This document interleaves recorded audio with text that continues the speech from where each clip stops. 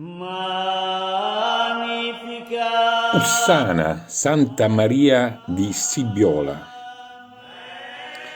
isolata nelle campagne di Serdiana, e io l'ho trovata stupenda.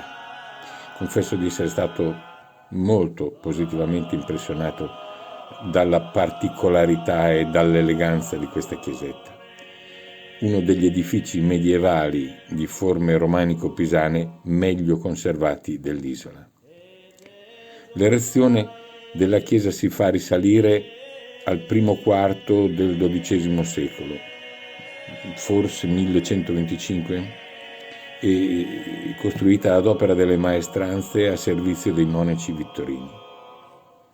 È costruita in pietre arenarie con poche inserzioni di pietre di diverso colore, ma che rendono varia ed elegante la bella facciata.